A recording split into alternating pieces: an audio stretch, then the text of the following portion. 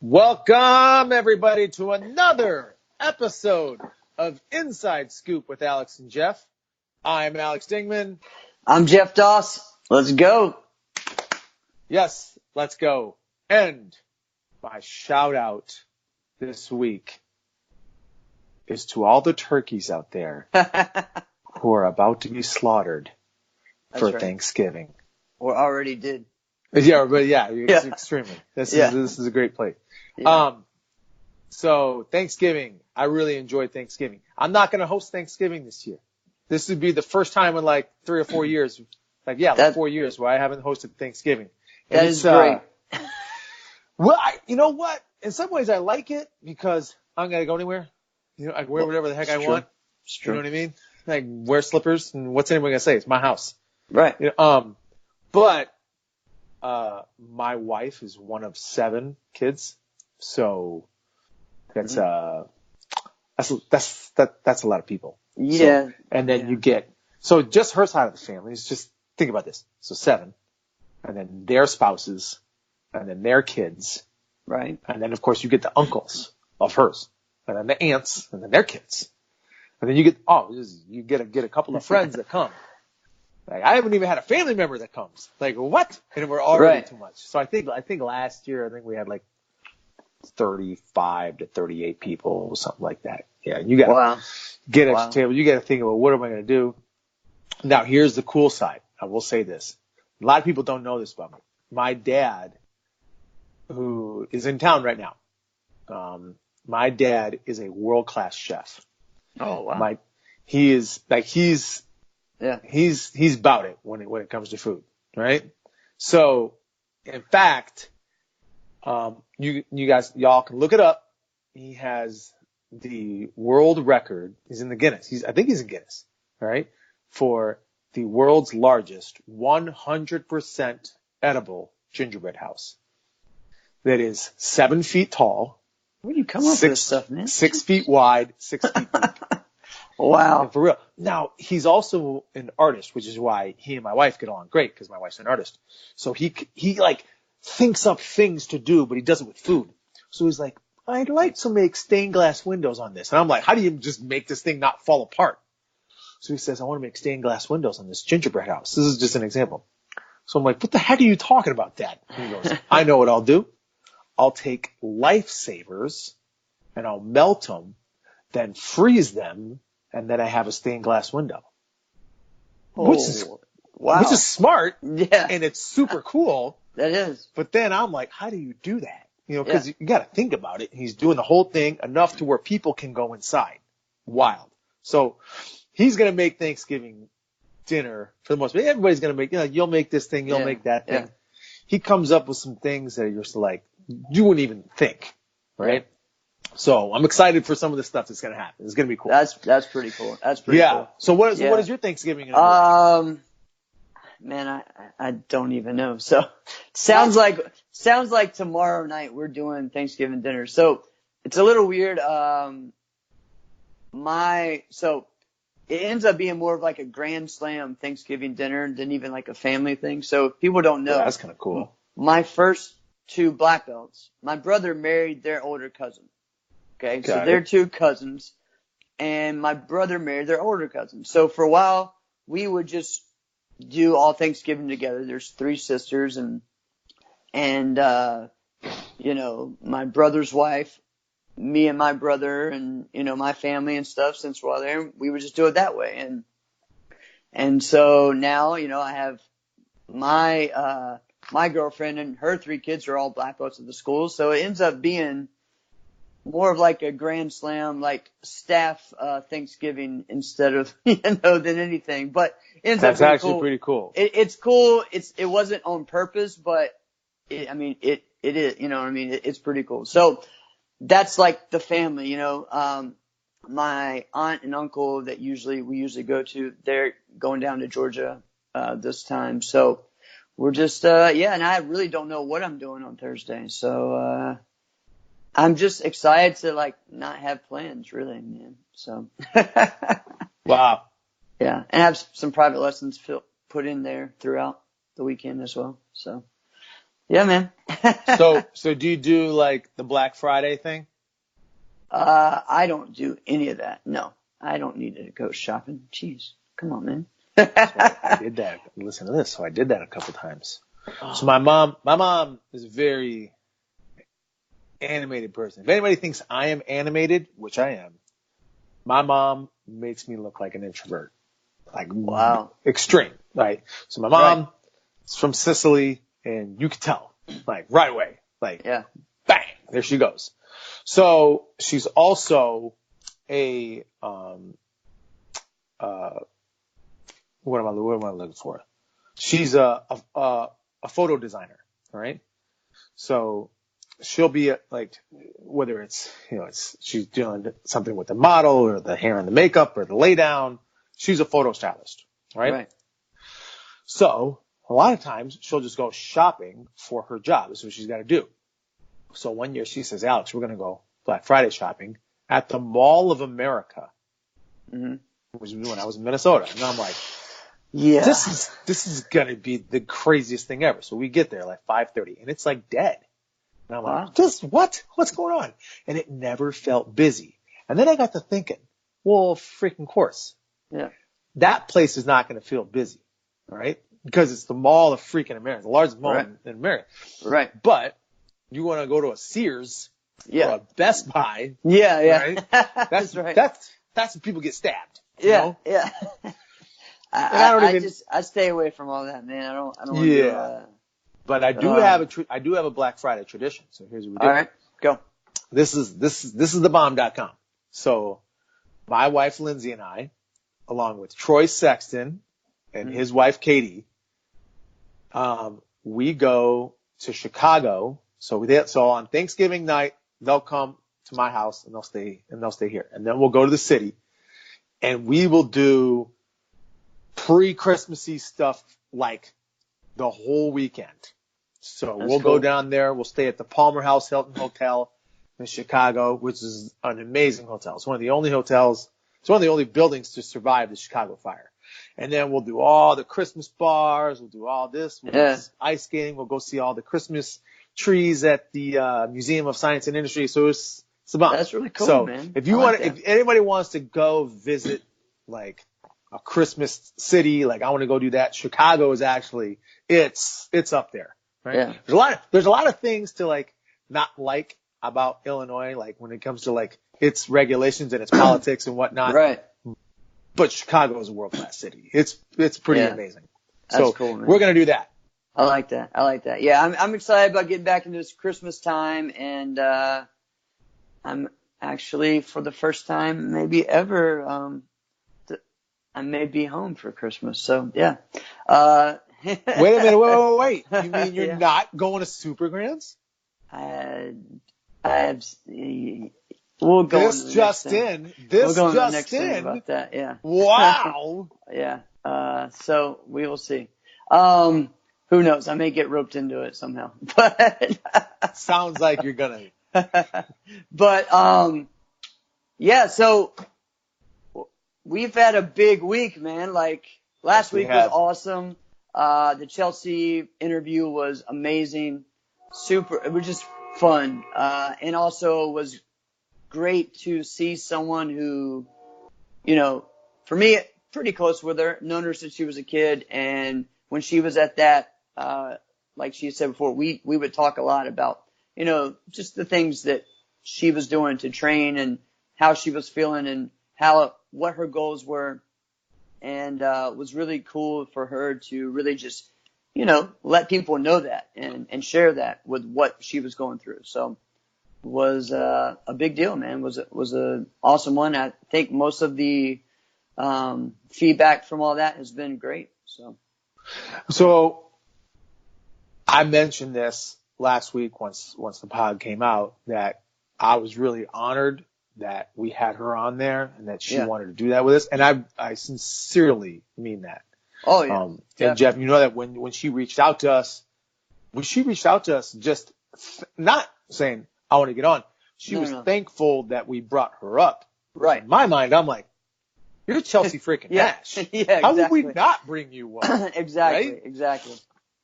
Yeah. So, and obviously we just got to talking, and then it came up, and then she said, of course I'll go on. Okay. Yeah. So I'm just really honored the fact that she would even want to do that. So I just think that that's great. But there is something that I wanted to touch on, but as you know, when you and I get to talking, time keeps rolling. Yes, so of course. I didn't get a chance to mention it, but this is something I'll tell you. This is before she and I we didn't really talk a lot. We would just talk in passing or talk, and then like, we wouldn't talk again for like 4 years. Right. You know, it's just kind of how it happens with martial artists, right? Yep. But then you pick up where you left off, right? Of so course. When I first got to Chicago, there was, I'd been here like a year, right? Mm-hmm. And someone named Natalia Wisniewska. Yeah. She's Polish. She's from Poland. But then when she was like, I think 10, she moved to Stuttgart, Germany. Okay. So, and then got into kickboxing and did the WAKO thing, meets Chelsey. They become friends. Natalia tells Chelsey, I'm going to move to Chicago. Who should I go train with? And Chelsey tells her, you need to find Alex Dingman. That was a huge, That's awesome. Like, compliment to me. I can't even believe that. Like, okay, you would tell me that. Like, you say that to her about me. Like, right. I just think that's great. Like, thank you very much. That's so cool. And I have told her that. Yeah. And Natalia is great. I mean, there was some time. I mean, Natalia is an interesting person to train with and around. I bet. She should be a competitor of the week one time. Yeah, maybe I'll just hold it off a little bit. Yeah, maybe. I'm just kidding, Natalia. She was great. There would be times where Natalia would have like the best timing of anybody in training that night. And just be picking people apart. And we're like, what are you, you're 3'6". How are you beating everybody? You know? But yada yada. So awesome. We'll talk about Natalia when it's her competitor of the week, when that comes up. There we go. But I was extremely honored on that. That's cool. That's cool, man. But that wasn't the only one that we had. We had another interview. Then we got several interviews on that episode, actually, which was really cool. I thought it was a big thing. Alex should have known we would have probably let Cam talk a little bit more because, man, it was exclusive. He hasn't ever done anything like that. Never done an interview before. It was awesome. It was good for us to get there and also for us to share, instead of Alex feeling like he had to share his story, for us to share that story and then let him share it more. I really was pumped up for that. The other thing was Cam, man, was just great martial artist. Tell me what you thought. Tell me what you felt about the interview that we had with Cam and really how that went. What were your feelings about that? So for me, again, I think Chris and Travis talked about it as well. It was just, man, he's just wise upon his. I mean, he's just way more mature. You know what I mean? And not just karate years, like just overall. And he's a man, you know. And that's what is very cool to me to see. And I think some of us forget too, like he's only 22, 23, and I guess in some ways we're like, yeah, he's finally become the man, you know, like it. But really, I mean, and a lot of it's because he started young. You know, he was like really at 16 when he really started competing at a high level. I think he was on JPM when he was 16, 17. So I mean, you're talking about. He was, but he wasn't competing at 16, 17. Right, but he was competing. Anyways, it's like Cam's never been a junior. No. I mean, the last time he was junior was he was in 12, 14. And I remember he was fighting like Sage a lot, and him and Sage were going back and forth and fighting each other. And then after that, he found ways to move up to adults. And that was just, you know, so when you're talking about that, you're still talking about him maturing as a man before he even gets there. So now he's in his prime years, you know, and I felt like some people almost gave up on him. Not gave up, but more of, he may not be who we think he, you know, this great, you know, he's just going to be Cam. Wait. I didn't know you were going to say this, but say what you just said again. I think people, because he started when he was so young in the adults, people almost looked over him for a couple of years. And then this past year and even the year before that was when it really turned on. And I think because people think he's older than what he really is. Let me, I'm going to jump in there real because quick. we'll look on the other side with like a Bailey or someone, you know. It's different. It's not the same. I'm just saying, like, Correct. Cam has been it's just weird with Cam, all right?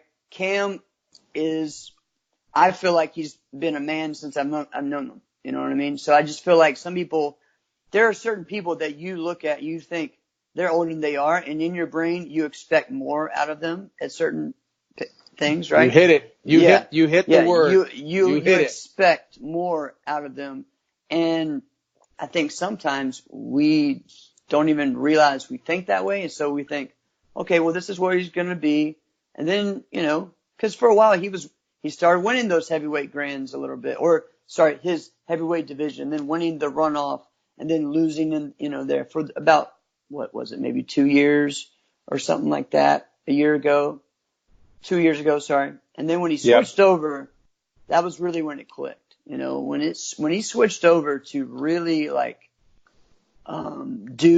really be Cam. I think the change from going to dojo really is where he felt like he was the guy for a team and he was going to lead the brand. Can I tell you I don't feel my like thought on he that? felt that way at JPM. I agree with that. A lot of times he wasn't even in the team fighting. You know what I mean? I agree with that. But I have a bunch of feelings about right why and what that is. But right. Can I tell you what I feel about Cam coming into all of a sudden now it's this? Yeah. I feel Cam's always been what he's been all the time. Mm-hmm. And we are the people who've changed, the viewers, all right? Okay. Watching him. That's what's changed. Okay. He's always been what he's been. Now the end result has been different now because he's just gotten more skilled and he's better and he's had better success. Right? Right. But that shouldn't dictate and change what a person is. The end result shouldn't change whether or not someone did the right thing. All right? You do the right thing because it's the right thing. Right? Now, the expectation, you hit it when you said the word expectation. Yeah. That will cripple people. Mm-hmm. Right? Because of expectations. I'll tell you this, and I've said this, the moment, I probably mentioned this on the show because I repeat stories all the time. All right?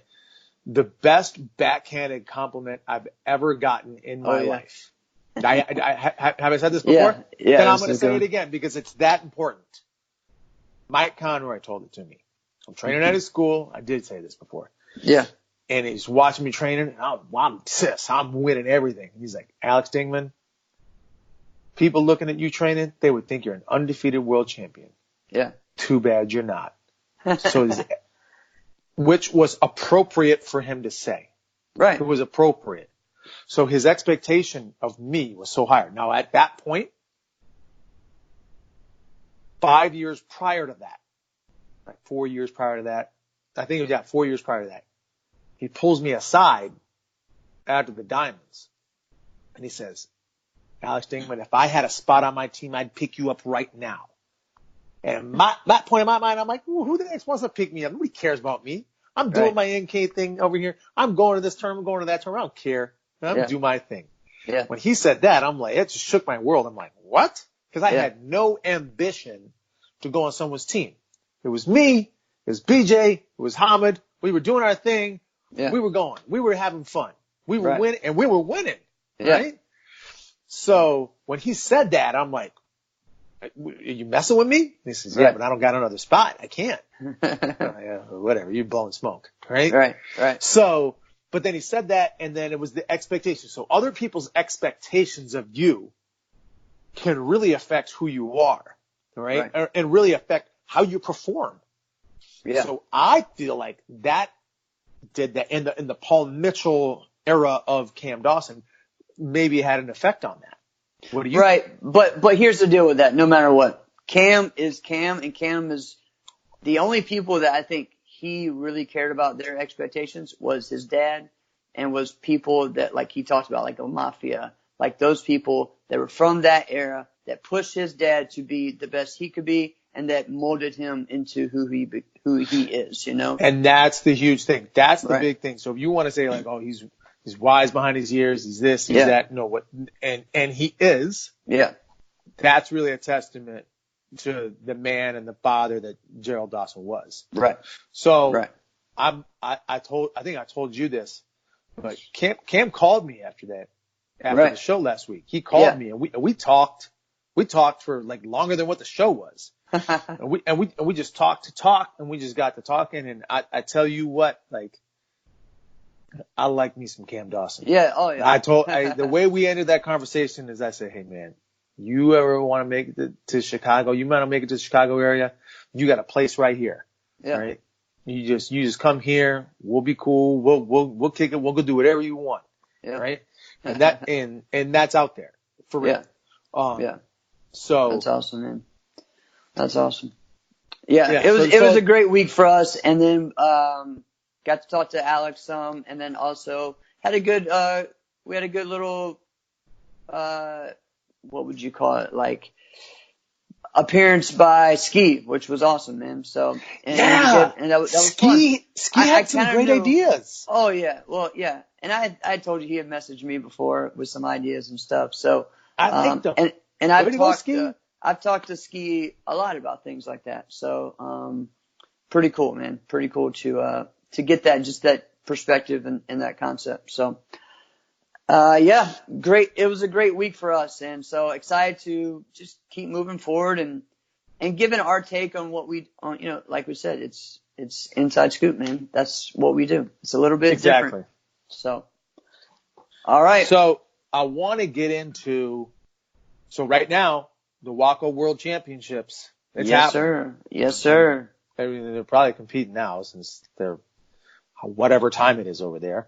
But Right. There are already a few rounds in. So it's set up a little different. So like in some of the other World Championships, they'll do one thing on one day, one type of division on one day, and they'll do another type of division on one day. It's a little different the way they're set up. So let's just say for the fighting, you might only have one fight. You'll compete every day.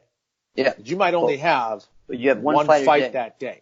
Most of the time it's like that, unless you have like that one division where there's a lot of people. So they had because I think they had one round that was not like everyone else's bye, and they had to make one fight, and then so they went ahead and made the other ones fight.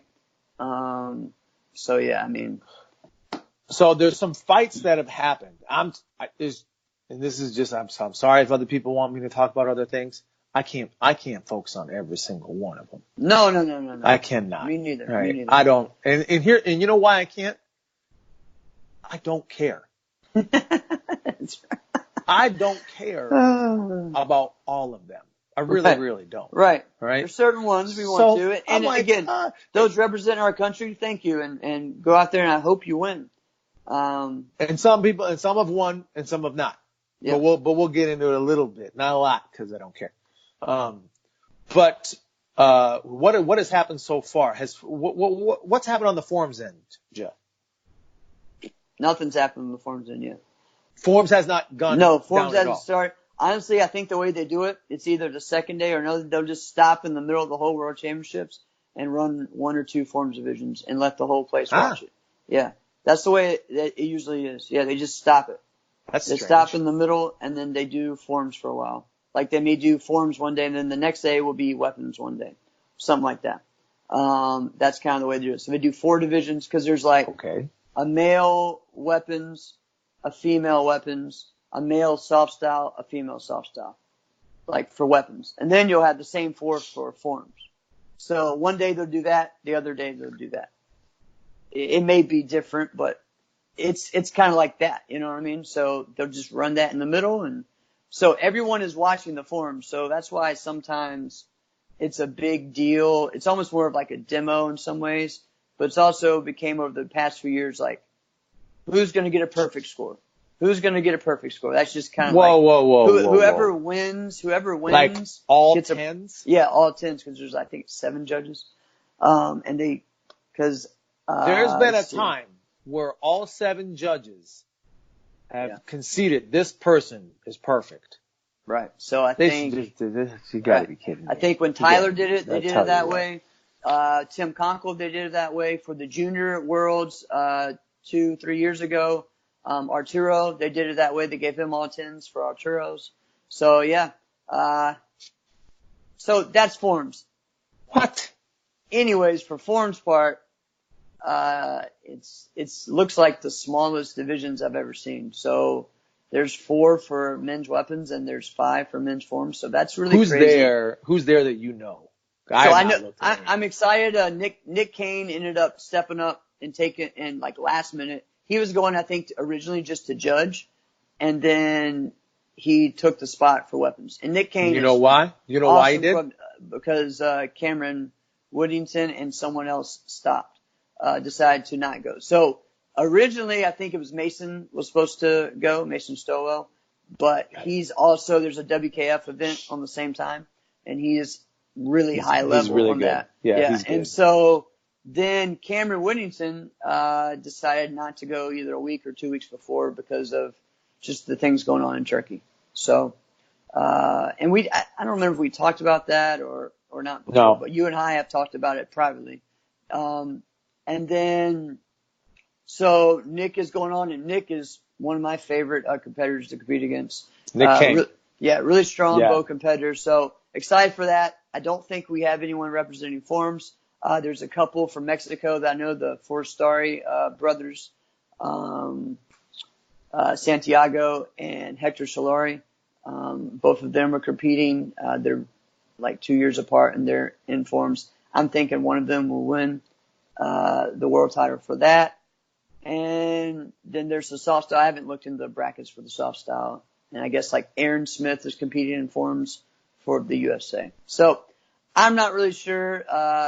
Honestly, in the past, when I've looked into the WAKO stuff, there's been more than 5 people. There's usually been 10 to 12 to 15. Let's put it like this.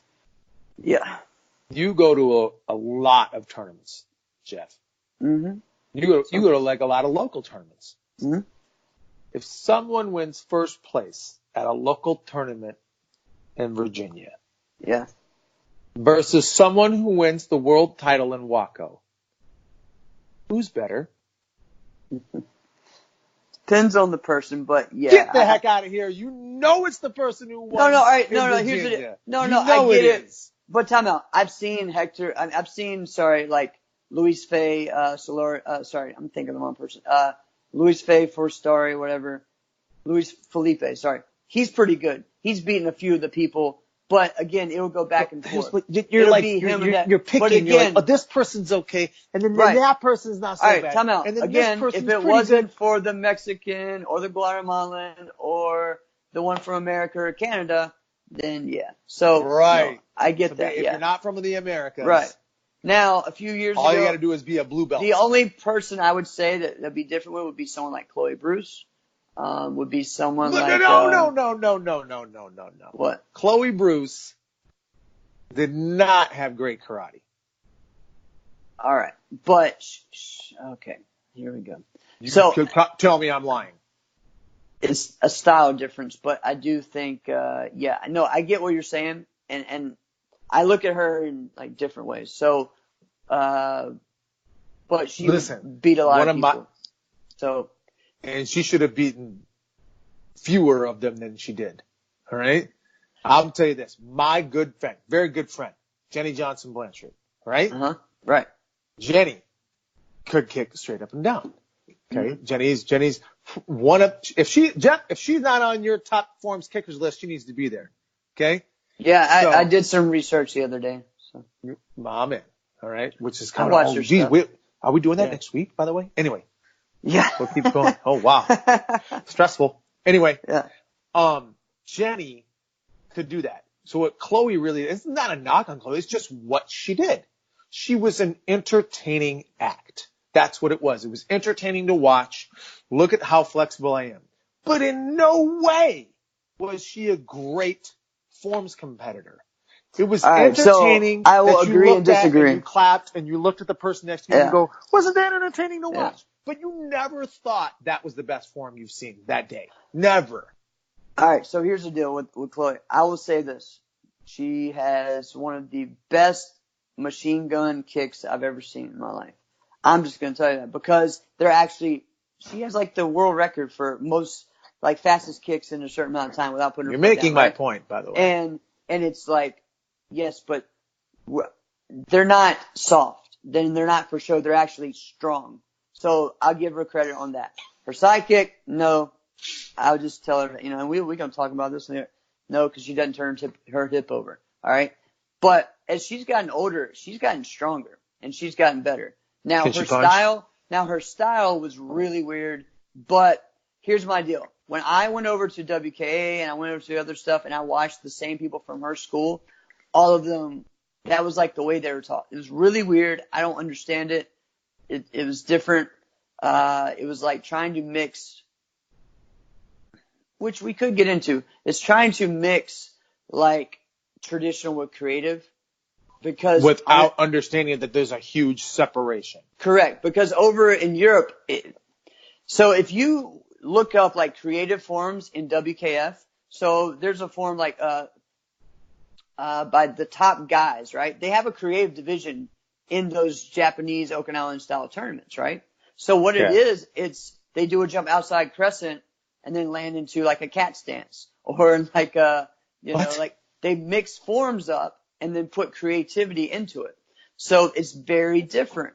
And you're like, so it's like a form from the early 90s. So people would think it's a made up traditional form, but really it's their style of creative.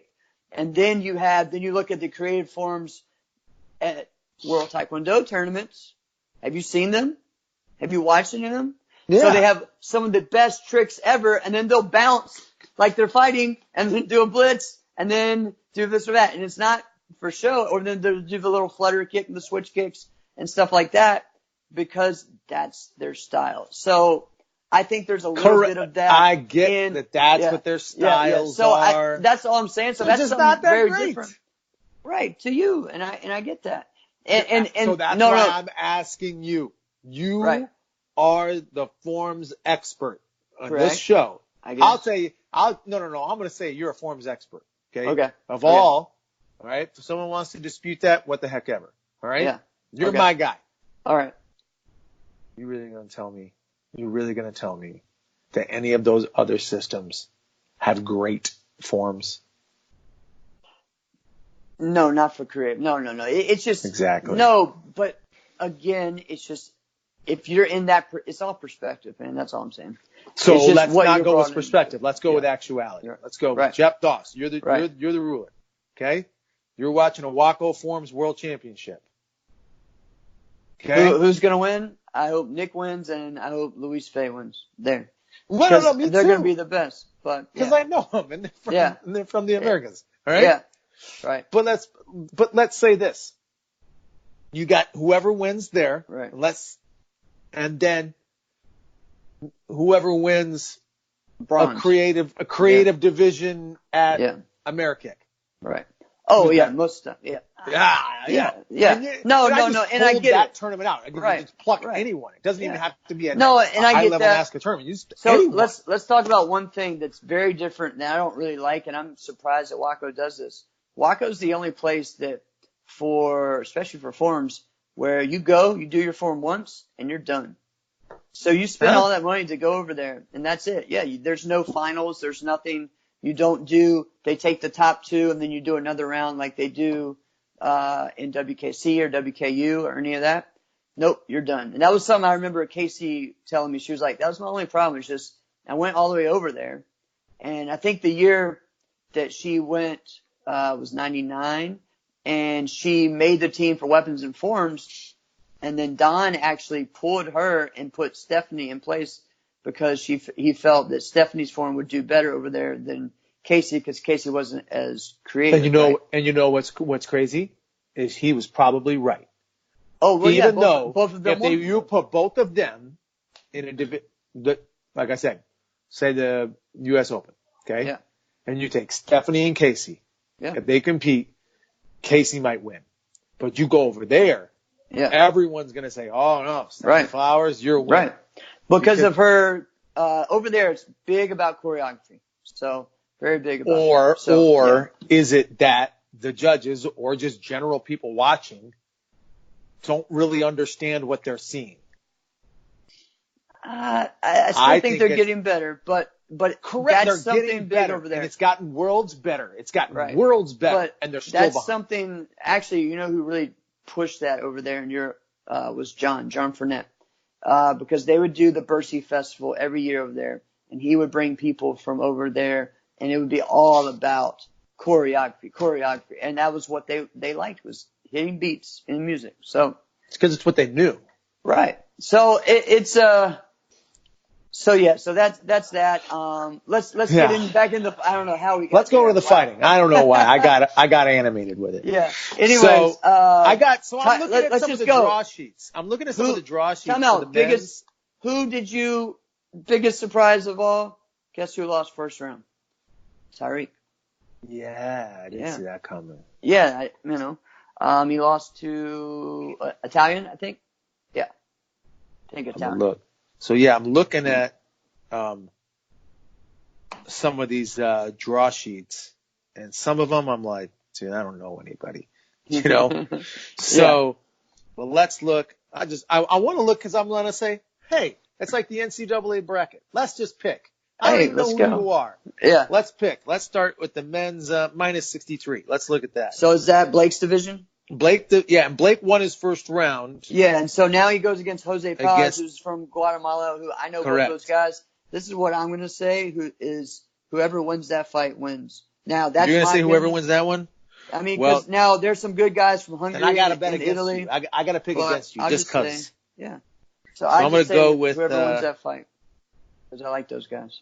I'm going to go with Gabriel, the Italian. Okay? All right. I don't even know him. All Is right? it Gabriel or Gabrielle? Sorry. Yes, tomato. All right. All right, let's go to minus 69. Because we want to look at it. Okay, so let's say here, minus 69.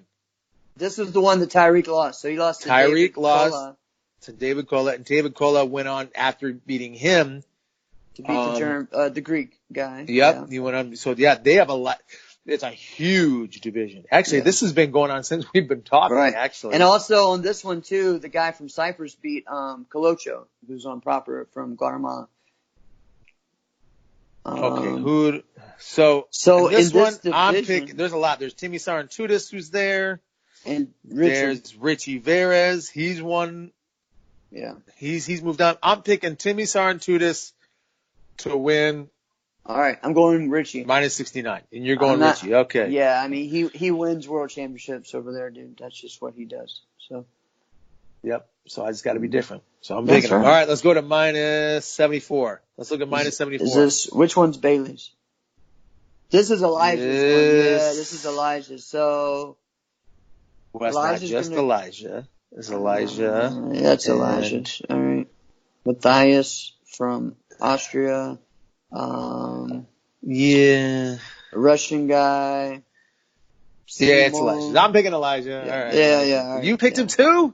Of course, I'm not. Oh, all right. There's another Tomas. Tomas beat the Henry Lamb from USA. If I gotta pick different than you.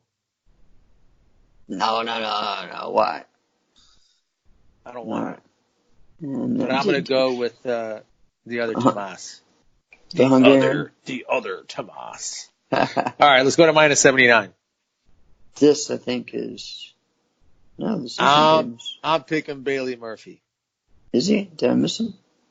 He's there, minus 79. Oh, yeah. So, dang, I can't pick Bailey? Jeez.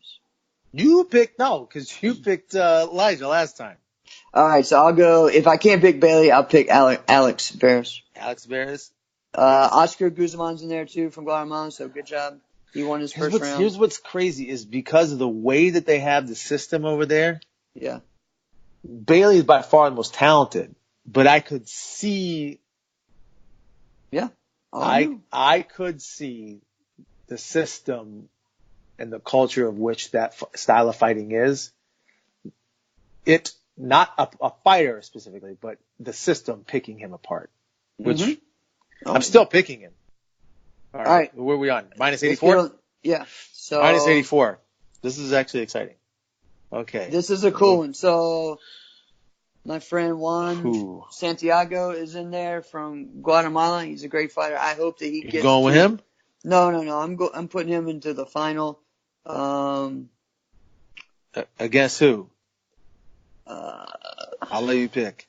I'm gonna go Connor. Oh, then I got Troy Binns. All right. Yeah, because I knew you were gonna go with Troy, so I'll go Connor could wins beat him, that. though. Connor's and he's got then the you take system Troy. down. I like both of those guys. And here's the hard part is it's 3 2-minute rounds. Yeah. And the rings are 8x8 square rings. Yeah, they're huge. It's massive. Yeah. Right? Like Right. a normal national tournament division will be like a smaller ring but manageable and be like, all right, it's 5x5, whatever. Right. A good size one would be 6x6. It's 8x8. It's a whole nother level. It's like having a finals ring at every division, right? I mean, pretty I much. think it's even bigger. Yeah. A finals ring might be 7x7. And you'd be thinking, wow, this is huge. If you want to go 8x8. more, you actually have to do more than that. Yeah. So, I mean, I've had to do that for mine and it's a lot of mats, let's just say. No kidding. All right, let's move on to minus 89. Are you up now? Hold on. I lost it. All right. Oh, man. There we go. Come on. Sorry. I can't get it to load. Okay, then I'll pick. All right. Can I pick? Yeah. I can pick? Yeah, go. I don't know. Roman Brundle. Oh, well, that's Yes. you bum. Wait, so now I can't pick Roman? No. Ah, I stole it from you. All right, Roman. I don't know anybody else in this division. You know what? Where's Tomas Imre's not there? This should be him. He should be in this. Nope, he's not here. So Leon Greer is. Should I go the Hungary go guy or the Russian? Let's go Mother Russia. Let's go. Where is he? He's no, you can't. He lost. Barbara. No, what do you mean he lost? Oh no. No. All right. Yeah. All right. I'll just go Russia on this one. All right. Well, let's go. Where are we at? Minus 94? Yeah. All right, minus 94. Well, you should pick now. Yes, I should. So, do we know any of these guys on this one? Yes. I know a few of them. I don't on this one, so I'm not. I'm gonna go with. I'll pull my my Winthrop or my what's the college that always surprises some people. When you're talking about the NCAA tournament? Yeah. What, like I don't George know. Mason University? Right, yeah. Like some VCU. I'll go. Hey, time out though. Are these one question? Are these like seeds or buys random, or are they based on if they have won a world title in the past? I do not think it's random. Okay. Interesting. All right. So I'll just go Hungary. Which one? Who? There's only one Hungary. So at the very top, Gino Ronghong. Gino. Got it. You're going with Gino. All right. Gino. Who do you know? I would have picked Stephen Jones, but he lost. Russia's got some deceptively good point fighters. Russia does have good point fighters. Time out. Is there anybody from Canada on any of this? Because I know that Claire's there. Yeah, they do. Claire's over there judging. Someone said that Robbie was going, but he's not on here. So I don't know, man. It's really weird. I don't know, man. And say that name, that Greek name, 3 times fast. Papadopoulos Probos. No, All right. No, I'm not. One picking more. We are having the worst segment ever. I'm going with Dimitri from Switzerland. For right. the next one, 95 plus. Oh, you did. Now we're going to plus 94. Plus 94. All right. I would love to see America. Is this win one you, one. or am I picking, or are you picking? I would love to see David Muhammad win this one, but and if he people don't made know, it past his first round. Yeah, and that was cool. He actually comes from more of a traditional karate background. I think he's on the USA team as well for that style of fighting, kumite. But I would go with Chris Ashton. You're going. I was wondering if you're going to do this, so I'm going with Paulo on the opposite side of the bracket. I fought Where's that both at? of those guys. Okay. Okay. I fought both of them before. Yeah. Paulo is by far more talented. Okay. Chris works the system. Yep. And he's great. Chris is going to body jab it. He won't even. He's going to back fist. He's going to body back fist it a lot. Paulo's got the skills. He's more athletic. I'm going Paulo. Awesome. That's all I've really looked at. I don't really know many of the women on our side that went. I don't think many. And I'll look at it later. We're just not going to do it for this segment on the show. Right. So a couple of people I want to give a shout out to El Java, kicked some butt, man, to win that title.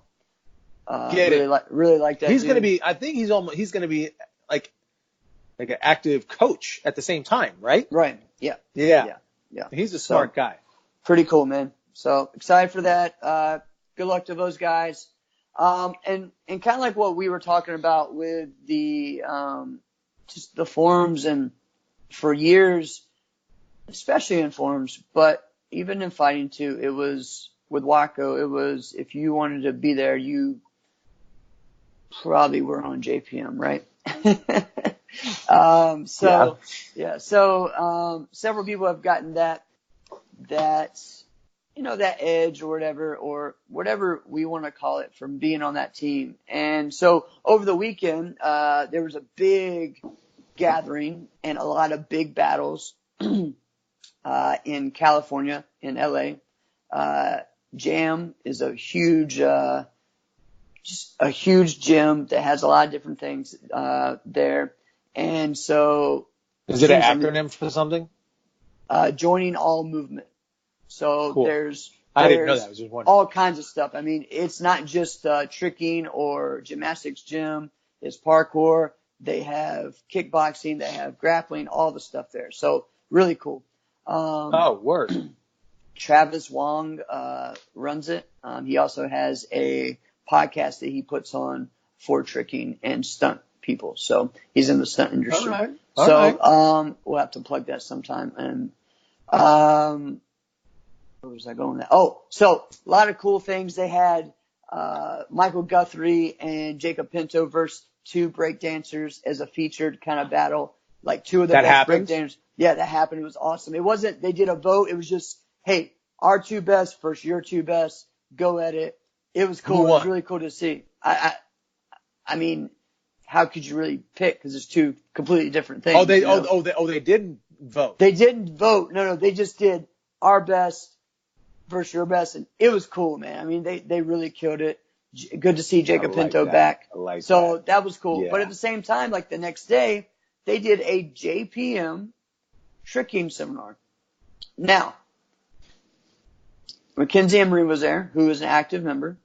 Then you have Matt Hemming, you have Steve Tirada, and you have Rudy Raynon. Three of those have not competed in years, right?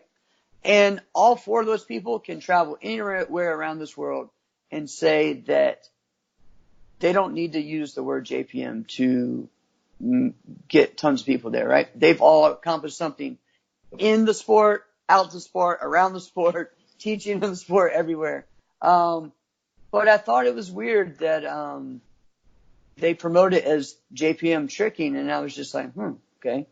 And I would just say Matt Hemming or Steve Tirada or Rudy or whatever, like, why was it that? And so it just kind of, made me think, it's just like, is the JPM thing a form, of course we can get back and forth on this. Are the forums people treated different? Is it different for a forums person to be on JPM than a fighter? Is it more prestigious? Is it more prestigious for a forums competitor to be that? Go ahead. What you think? I mean, I have my opinion. It's got to be. I don't understand. Right. I don't get it. I really just don't. So We've threatened to do this in the past. We're going to do this now, though. Travis is always in the background of our shows. Okay? Right. Travis is always just he's watching. Yeah. Every now and then we see the facial expressions, which is actually funny. Sometimes it's hard for me to not laugh. That is. But we're bringing him on to get his inside of the inside scoop of what is it like on Paul Mitchell, Travis? For the forms competitors, a lot of the stuff doesn't really apply to them. Like they come to the team meetings, and that's pretty much it. Like the fighters kind of stick with the fighters, the forms people could stick with the forms competitors for the most part. We still interact with each other, still cheer each other on, but a lot of the times, it's nothing really directed towards them unless in order for them to get on the team, you had to have reached the pinnacle at some point. That was just thebomb.com. Right. Yes. And that's how it used to be on Paul Mitchell before the Exodus in like 03 or whatever the case may be. Yep. For fighters also. Yep. So then after that, Exodus, Paul Mitchell had to start, I think they took a brand hit. Oh yeah. They took a brand hit, but the brand hit was only for the fighters and not the forms competitors. The forms competitors were still top notch, top over everything. And I wouldn't necessarily say they're treated differently. I mean, I guess they are because it's almost because I remember, we had different events that were paid for, like the Irish Open. Like the Irish Open was one, but there's no forms there. So the forms competitors wouldn't go to the Irish Open unless it was like one person would be like, only person who would go would be, Kalman, and he would do a demonstration. Right. You know, so he wouldn't necessarily go, but then they would make it up by sending them somewhere else. Now where it was, I don't know. Some people chose to go to like that's actually kind of cool though. That's cool. Yeah. But now what's weird is the opposite. Did you notice the past 2 years? Yep. They send only forms people over there. They don't have a fighting team over there at all. Because that's now what CTE talked about is just they don't have fighters that would go. Fighting team. Right. They got Justin. These days. Yeah. They got Justin, and Justin will go. And Justin's good. Justin, let's put it like this. If Justin, I don't care what bracket he was in, if he was competing in the WAKO Worlds right now, I'd pick Justin to win. Right. But here's one thing people forget about Justin. Justin should probably be the top forms competitor right now. I'm just telling you. Justin Ortiz? Justin is one of the most talented martial artists I have ever met. He could do anything there is. He could go out there and do a creative form. You can go out there and do a Japanese form. I could teach him a Korean form, and I bet you he would win, you know. Like, I have just hung out with him, and he'll just randomly start doing forms and mimicking someone, teaching it to him right then. Like, that's how good Justin Ortiz is as a martial artist. So I would say, and I think 2 tournaments one year, last time I kind of ran like the circuit, he was competing and winning, you know, the Japanese division. So I think I remember hearing about that. Yeah. Well, so wait, so Travis, so about Paul Mitchell. So it looks, outsider's perspective, it looks like the forms and the fighters, they get together for meetings and then you guys disperse. Except it looks like, this is what outsider's perspective, I don't know. Looks like the fighters have to disperse in this way to this place at this time, and the forms competitors, hey, y'all just do whatever you guys got to do. Yeah, well, a lot of them have so many divisions. Yeah, the forms, just competitors in general, do things a little bit differently. They are, I would like to say, like they're a little bit. I will see them cheering for somebody they're competing against. You know what I mean? Yeah. Like they're cheering for somebody they're competing. Right. I'm not cheering for anybody on the league. You know what I mean? Right. Watching. Like, so that's what. And that's what it feels like. Like Paul Mitchell, outsider's perspective, is okay with it. Like, do whatever you got to do, just keep winning. Like, right. I don't care. Yes. Do whatever you got to do, just keep winning. Whatever. Yes. Yeah. Well, if they are not winning, there will be a toss. Right. Someone will Steve will go up to them and start talking to them about, what's going on, blah, blah, and trying to help them get over the hump. Did you ever witness any of those talks? No. I mean, I've talked to certain people I've talked to Steve in general, I heard him talking about having the talk. And we're talking about Steve Babcock, just in case people don't know who that is. Yep. The interesting one, I always wondered how the relationship, what things were like with Kelman and Matt Emming. Yeah. Because when I was on the squad, Matt could not beat Kelman. You know what I mean? Right. If Kelman wasn't there, Matt would, him and Mark may actually, kill it. But when Kelman was there, it was different. So I don't know. Yeah. That was a weird time. Yeah. Yeah. I don't know if Steve would go up to, Matt and, better not. Mark, and try and act try and motivate them to beat Kelman. You know what I mean? I think they might have just left it alone. It is what it is. Right. Now, if it was somebody else out there before Mark was on Paul Mitchell and he was on Straight Up and he was winning, then yes, I think they would. We got to get you to, figure this out, blah, blah, blah. But for the most part, and then since I was not a Forms competitor, I don't know how they hung out because I know the fighters will go eat dinner together. Yep.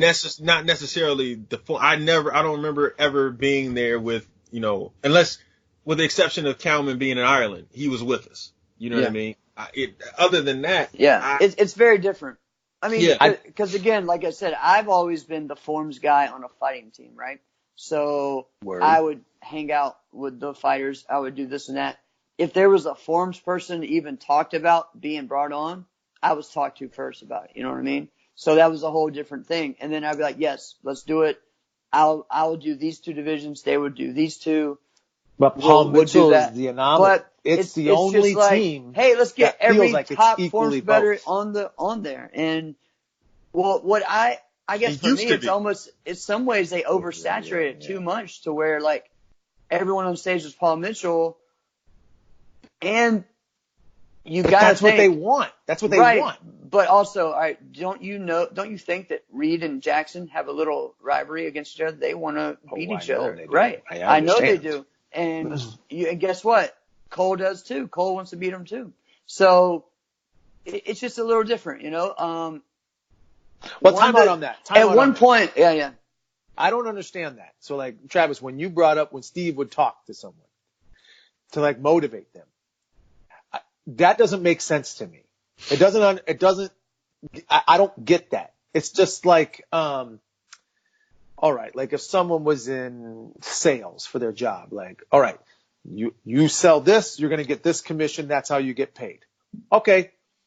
And then, here, we're going to have a contest. Like if you sell the most, you're going to get this. Well, we're not trying to sell everything anyway. I'm trying to sell everything anyway because that's how the heck I get paid. Right. Yes, I don't understand. I'm gonna try to motivate you to win. Look at it from that's why I entered the competition was to win. Telling me a couple of words is not motivating me more. I already wanted to win. Look at this Otherwise, way. why am I here? If I'm the company's perspective, if I motivate you to try and win even more, right? Let's say this. Let's say Jeff keeps beating you, right? Mm-hmm. You may get discouraged. Impossible. Right? But you may get discouraged, right? And so now I being the person who's over it, like you might, after about 5 in a row, you may be like, man, I'm not going to win anyway. You may start to dip. So I may want to come to you and start saying, hey, this is what Jeff does. You might want to try this to try and outbalance that. Now, if you start to pick up even more and he's picking up, guess what? I'm getting more money. Right. You know what I mean? Like, so therefore I'm getting more money. I'm getting more money as you raise yours and he raises his, I'm getting more money. From the standpoint of Paul Mitchell, if the whole thing is Paul Mitchell, I don't care who wins as long as it's all Paul. See, I could understand that from a fighting perspective because it's physical and a mental game. But for Forms, it's just you. So, but that's more mental. Maybe. It's a lot of mental. But it's just you. I get that. It's more, but it's just you. There's no other outside things that change what your form is, that change what your performance is. So if somebody can motivate me, correct, All right. But me If doing you know what I'm that doing judge hates isn't going to a certain change thing it. that you do, you may not do that. That's Well, right. let's look at this. Yeah. Let's say this. If somebody needs to talk to me for a form at the tournament to motivate me to win, then I don't have the mentality of a winner. Well, I'm not saying they're motivating. I'm saying they're trying to give you pointers to help you become. Nobody can do, no. But if you really think Well, about Alex, but still, that's their Nobody can position. Yeah, but that's their position as a team manager, team coach. And guess what? I bet when you're like, hey, you know what? We're going to have a forms team. So we have this forms team. And then you're sitting there and your fighters aren't really doing much anymore. You have two people that fight at your tournament. The rest are forms. You're there. You need to do something. So you know what? Maybe we're going to go and talk and let me see how I can motivate this guy. I don't think that, their main goal in any of that is that, but you know what? They just might be bored. I'm just saying. This point, Well, then that, They that make is like- they something make there. you get tired of the same person winning. Like, all right, look, Right. man, Hey, I man. want you to Yeah. win. I'm rooting for the underdog. We brought you on for a reason, right? I mean, you know what I'm saying? I mean, there's a lot of different ones that we could say we can go back to. The other thing, though, with all of this is, so a few years ago, I'd say about 14, 15, there was real intense competition for actually who was the best forms team. And for a while that year, it was probably arguably AmeriKick because they had, some of the top traditional, and they also had Cole, Reed, and they had all the Presley brothers, and they were winning all the different stuff. They also had several others. Guess what happened at the end of that year? Two of the Presley brothers were gone and went to JPM. And they know that. Yeah. Right. And then the end of the next year, they took Cole. So it's just weird to me with that, right? So it raises their profile too. Okay. Being on Paul I Mitchell got really does raise their profile. Right. I got one Right. other Paul Mitchell question. So, Travis, I got a question about this because Cam mentioned it. You mentioned it, that sometimes there's hits on people. You know what I mean? Go get this person. Like, whatever. Like, I found out, it was strange. Found out there was like years and years and years ago, there was a hit on me. I'm like, oh, I'm not. From straight up. Not necessarily the team. Like, they thought I was something that bad. It was like, I was just someone that could present a problem in teams the way I fought. So they just had a specific strategy against me, and it was effective for a little while. All right. But, and it was brutal, but whatever. I don't understand the hits. All right. Right. I think if somebody asked me like, hey, why don't you take this person out so that they're not a problem for this person tomorrow, I'd tell that person to go jump in a lake. Yeah, but see, what does take out mean? Beat them so that way you didn't, or knock them out? Now, when it's that way, like, that's different to me, like. No, either Should way. be, Either hey, way. No, take you them out. only heard one part of what I said. No, Listen, if you Because you say it so it won't hurt the other person. right. Right. So let me Yeah. see. So like, we all are on the same team Yeah. and we're all going to fight. You want me to take this person out so that this person can win tomorrow? Yeah. No. What about this person? Meaning me. That's right. So what that really says is you think so little of me. Yeah. As an actual performer. Like, you really think like I'm only here to help this guy out. That's all I'm here for. Right. Go jump in a lake. And so in their mind, they're like, here's an extra $200 because we know you're not going to win the grand anyway. Exactly. So you can beat this guy. Yeah. No, I get it. Heck no. Heck no. You know what? And that's just like, but you know why? I don't like that. No. I understand. I on one hand, I'm not upset about anybody who does it, right? One, our team never had to have that because we always had BJ, right?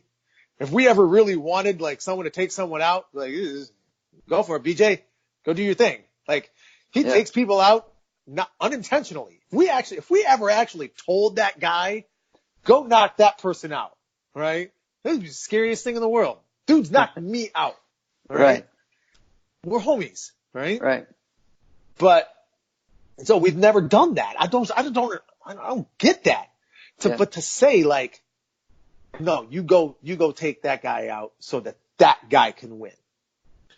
Well, it depends on the reason why they're asking for somebody to take somebody out, right? Yeah.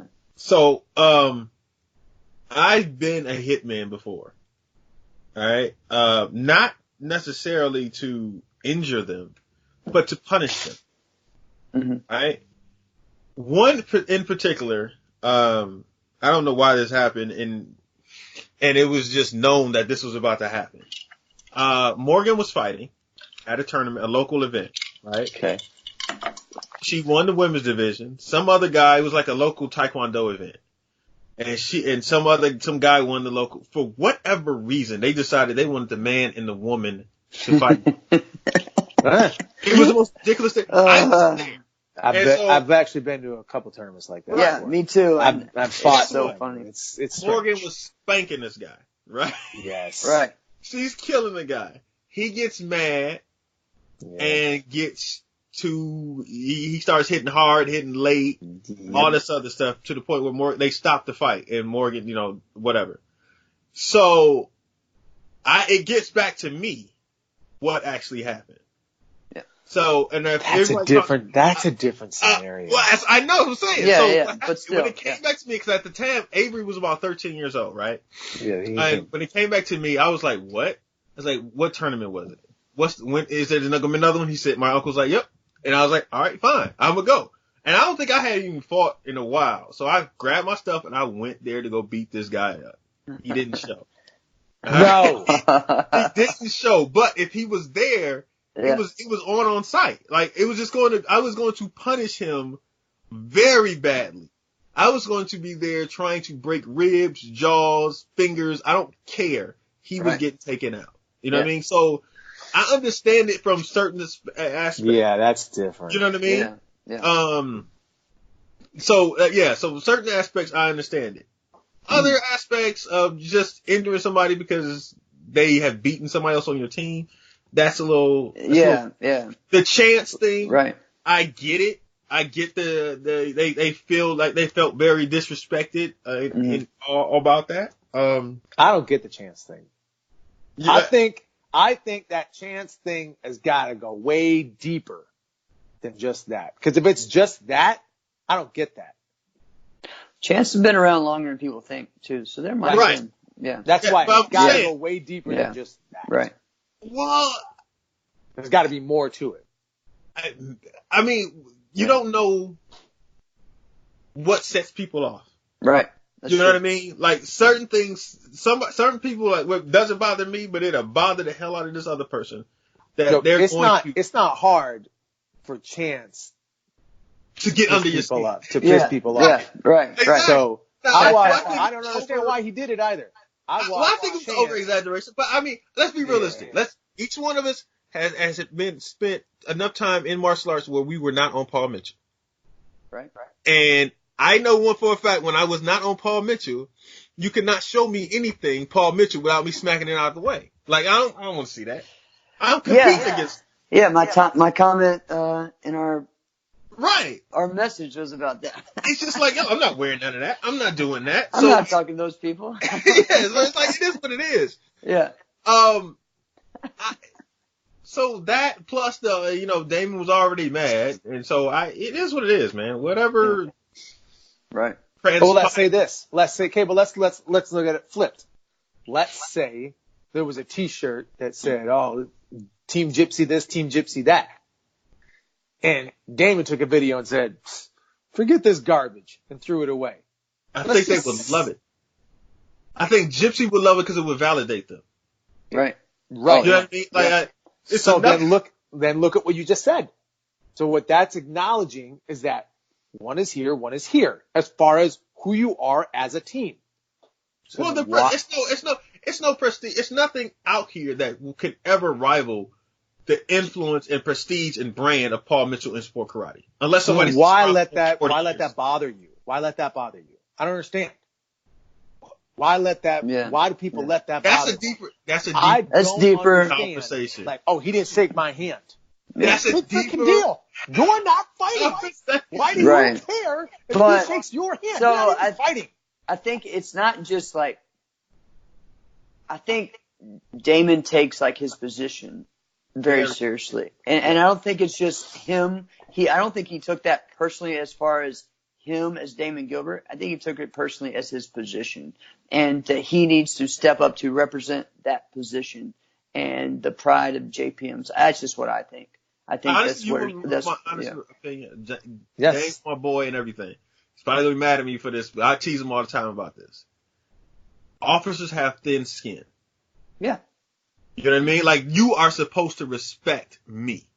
Yeah. And if you add any type of disrespect, they are not going to be happy, and they're going Now, to. And that's right. why for that, I he agree turned with into Yeah. Officer Gilbert. That's true. Yeah. For that, I agree with him. Yeah. I get that. And here's where I'm gonna validate that part. As a culture, their respect as a culture is just dropping more and more and more and more. That I feel like it's extremely bad. All right, and they do deserve a lot of respect. All right, and so I get that he has thin skin because of that. Because of that, And he'll be quick to stop someone and check him and say, "Oh no, you will respect me." For that, It's hard. Look, but it's hard to get out of that. This is a deeper conversation. Yeah. It is. I'm starting to get there. But Yeah. it's Oh, hard. Let's put man. it this way. It gets to a point where it's hard to separate the officer from the man. Right. And even for them. Like, it just really is. Like, that is a job that you come home with, no matter what. I can't say anything against it. Right. It's just something that it becomes part of you, and it's hard to separate that part. And I've seen it from multiple ways of how people used to be before they became officers and how they became after. Their mentality, that job changes you. And it's the same thing with the military. It's the same exact thing. Oh, that's a little another more. world. Yeah, it's a little bit more, but at the same time, if you really think about it, they'll be over there for 6 months and then they get a break. Yeah. Officers on the job for 20 years, seeing the same thing every day, putting their life on the line without a real break. Correct. That type of thing will have an effect on you. Oh yeah. Yep. Okay, that's a good point. Yeah. That's good. So Here, let y'all finish y'all show. yeah. Thank you, man. So I don't know, that this kind of makes me change our should it stay, should it go, and then we can go into competitors week to finish out because we went a little bit longer than we thought. Go for it. But we could just kind of say bonuses. Should it stay or should it go? Hector Jr. actually brought up something the other day and was talking about how they were making more money in the 90s than they were now, and I'm like, yes. yeah, did you see that? And then he was telling me, yeah, because we got bonuses if we did this and bonuses if we did that and this and that. And a lot of that is side deals, I guess, and maybe between the sponsors and stuff. And so he's kind of saying some of the things that Cam was saying, but in different ways. You know, like if you beat this person, then you're going to get this amount of money. If you win your division, you get an extra this. But see, I don't think that's wrong. I actually think that's good. No, that is great. There should be incentives on your contract, right? Isn't that like most sports? Incentives? Yeah, but let's say this. Let's say you're competing, all right? Yeah. Jeff Doss is competing, and then you decide, hey, let's try it today. We're going to 18 plus, and you win the overall. Mm-hmm. Let's say you go when you go to Chicago in January, you win the Warrior Cup. Right. All right. And you hadn't competed in a while, like that's like above and beyond. Right. Considerably just because of where you were. Right. That should be a bonus. Oh, yeah, definitely. Right. Yeah. All right. Now, from what I've heard, the bonuses were like, yeah, if you beat this person, you get a bonus. If someone lands a jump spin kick, I'll give you $400. Right? Now, I'm not so much against, like, if you knock this guy out, right, I'll give you this. I'm not so against that because that guy's also fighting. He can control whether he gets knocked out or not. It's not like that guy's just standing here like this, just twiddling his thumbs, and someone just walks up to him and knocks him out. It's not like that. Like, two people are fighting. You know? Right, but is that guy, all right, so that guy that you're fighting, he's trying to win a point fight, right? The other guy is just trying to knock someone out. That's a whole different thing. Correct. So that's where I look at, it's that part I don't like. I don't like it, but I'm okay with the reality that people will try to do that. Right. And you know what? And if someone's excited about that, hey, you get to live with yourself. Yeah. Well, I've been on a team where we would get bonuses. I mean, even when I wasn't even fighting. And all right, if we win the team fight finals tonight by 20 points, everyone gets an extra $200. Everyone on the team. That's cool. Like fun stuff like that. And we won by 19 points. We were all pissed. But no. Yeah, for real? Dixieland Nationals, CJB. The way the draw kind of happened, we beat Showtime, we beat whatever was left of SES at that time, several other teams, and then it ended up being and then I think there was Victory. All of those teams got weighed out to where the other team ended up getting a bye, somehow and making it. And I don't remember who it was, but it was just kind of a random team that made it. So it was kind of crazy. And, it was 21-1 or something like that, or 21-2. Yeah. It was just crazy like that, man. And it was just, wow. Yeah. So, that was, on stage and all that. But, I remember those kind of things. I also remember where, our sponsor, this is for the Elite Days, would kind of do things to motivate, all right, you guys win teams tonight, I'm giving everyone an extra 1,000. Or, or he would do a bet. I remember hearing a bet with Jason. So Jason would say, I'll put my 1,000 up. If I don't win overall grand tonight, I'm giving you 1,000. If not, you're doubling what I get. Now, Jason didn't win that. Now, I don't know what happened after that, but I know he was trying to motivate him, hey, go after and win it. There are things like that I've seen and been a part of. And, double or nothing. Yeah. All right. And that's good. Conroy talked about too, when we did the AK and we all walked out because of the issue with them disrespecting our sponsor and our team. I was a junior. that was the first time I finally was able to make it to stage, for the overall grand for Intergalactic.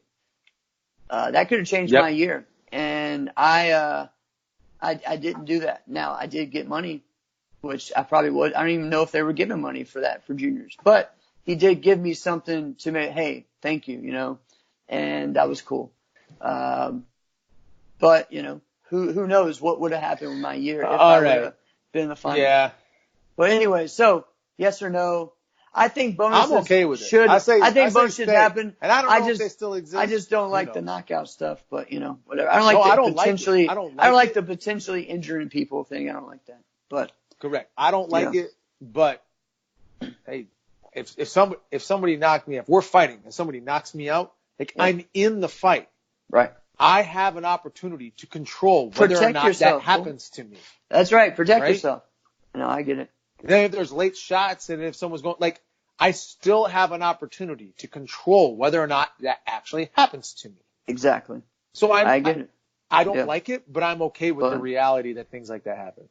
Right. Let's go to our competitors of the week. Yep. All right. I'll go first. My competitor of the week is Noel Jillesen. Yes, she's awesome.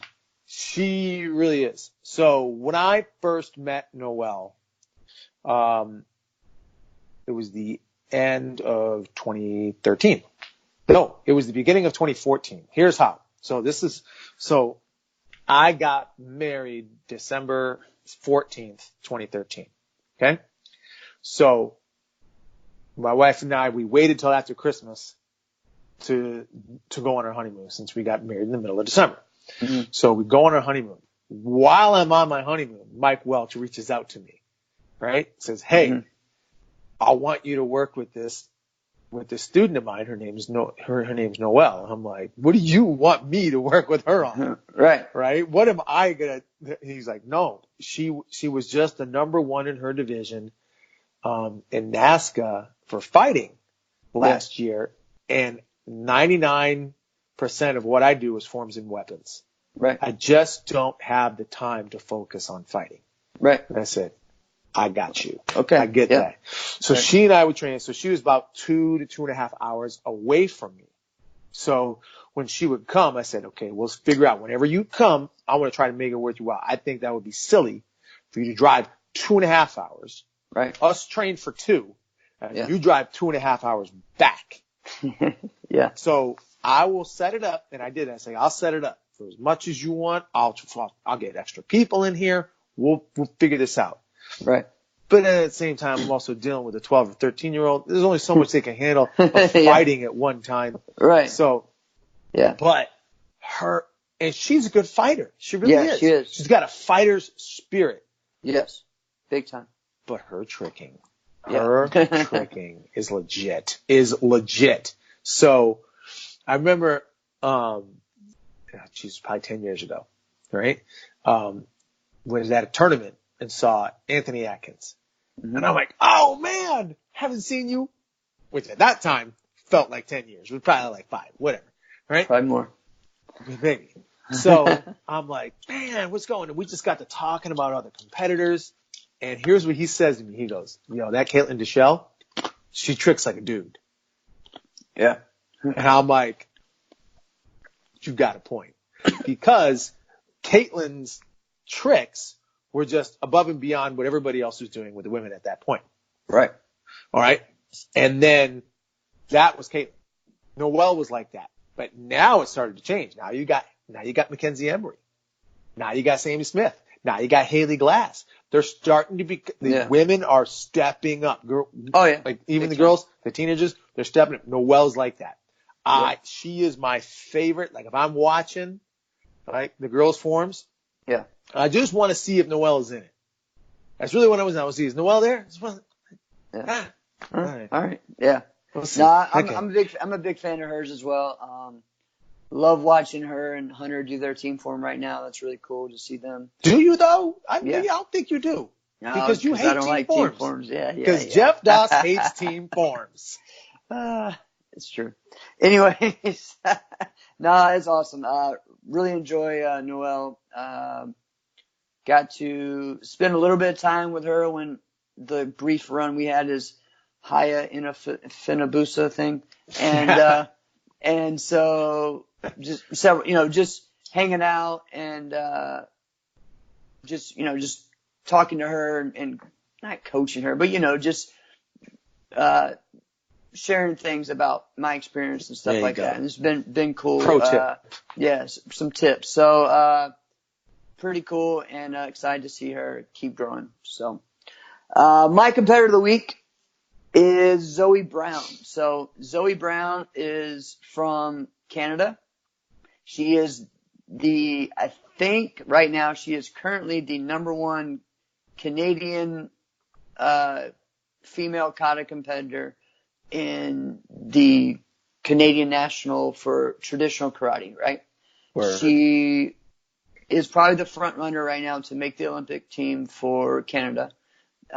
She is, I'm thinking top 20, might be actually more than that, top 10 in the world right now. I'm trying to remember the age group. It's probably like 16 or 17 to 19, something like that kind of range, or maybe more. Okay. She continues to grow, in the world, in that category. But she comes from Team United. And she is from, Casey school, Trevor's school, Chelsey school. She has done it all. Known her since she was a young kid. I taught her several times, for Korean, done several private lessons with her, but also anytime that I am even near in Canada to do a seminar, which has been about 3 or 4 times, she has come to every single one. Even last year when Casey and them said, Zoe hasn't really been here in about 6-7 months. What? And so we probably won't see her. And she showed up for my seminar. So that was really cool. Just the respect that she has. She trains with Keith Weston now, mostly. She's still a member of Team United in the school and is there. But she just recently won the traditional challenge at K-Talk last week against the guys and girls. So it was a combined one, and she won that. She's a beast. Was a great fighter as a junior, won fighting world titles in NBL, WKC. I know she won both of those. She traveled for a while with Chelsey when Chelsey was bringing her to tournaments and did some team fighting stuff with Chelsey. So Zoe Brown is a beast. She's won it all. NBL, won NASCA tournaments, was on Team Infinity for a while. She won NBL and NASCA in the same year. She's won WKC. Now she's taken to a whole nother level, and just super proud of her. And I hope that she, accomplishes her Olympic dream and makes it there and continues to go up the ranks and become, I know she wants to be the best female forms competitor in the world in traditional karate. So, and I think, what do you think her odds are to medal in the Olympics? I really don't know. What it's like. I don't really know what it's like either. I know that she's getting up there into the finals of the World Cups and those types of things. Okay. But I don't know if that's technically adult or still junior. You know what I mean? So I'm really not sure of that. Kind of like with Ariel Torres, I would say, I don't want to put, I'd say in most people's case, maybe he has a chance to get bronze, right? I think that's what some people are hoping, for him to do. But I really don't know. I haven't got into that world, so I can't. I would like, I need to talk to like Jared or Becca. Yeah, I don't really know either. See. But let's hope she gets a chance to medal. Yeah, so that would be cool. But again, just the lineage that she has, the people that she trains with, it's pretty awesome. So, two great competitors, both teammates, around actually the same age. Yes. So pretty cool. Big shout out there for Team Infinity. That's right. Yeah. So speaking of shout outs, we have some things coming up. Yes, we do. It has been really hard for me to not comment on and really chime back in. Jackson Rudolph had his first podcast, which was really good. If everybody hasn't listened to it, give it a listen. The Jackson Rudolph podcast, you can listen to it on Podbean. It's good. So my buddy, he's a good friend of mine, Hamid Farouzi, and the great friend of mine, Ross Cook, and I, we always used to joke, like, if this person was an NBA player, they'd be like this. They fight like this NBA player. All right. And he did that. I've already talked to Jackson. Yeah. Here's what I'm going to say. Here's what I will say. So, yeah. Here's what I will say. Jackson got them all 100% wrong.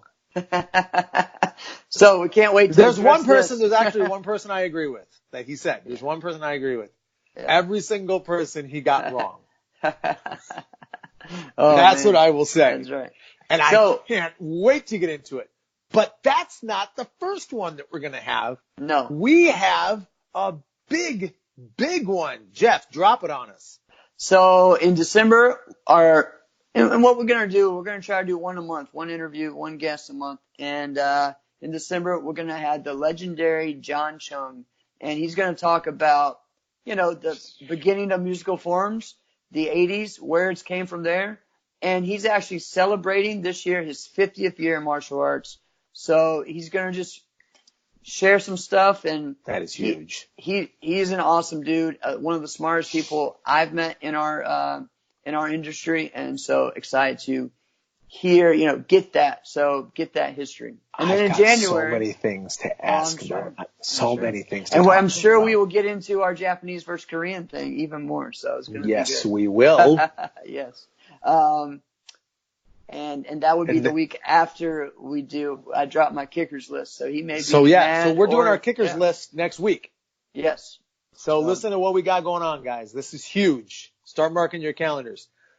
The top tournament kickers list for both forms and fighting drops next week. All right. Then we have the legendary John Chung the week after. And in January, Jackson Rudolph comes Jackson on. Rudolph. Yep. So it's gonna be big. So and it's just gonna keep getting bigger. It's gonna be awesome, man. We're having fun. Thank you guys for supporting us, man. Let's just keep sharing. And I would say one time, hey, these are not just sound bites. Yeah. These are not sound bites only for you to look at on Facebook and like and comment. This is a weekly podcast that you listen to, that you subscribe to. Download it, subscribe. That's right. Share it with your brother. You wake up in the Share morning, it with your you grandma. push play. Everybody listen to it. Yeah, you listen to it while you cook your breakfast, while you drive to work. There you go. What's wrong with you? All right, guys. This has been another episode of Inside Scoop with Alex and Jeff. I am Alex Dingman. I'm Jeff Doss. Thanks so much. And have a happy Thanksgiving. Yes, yes.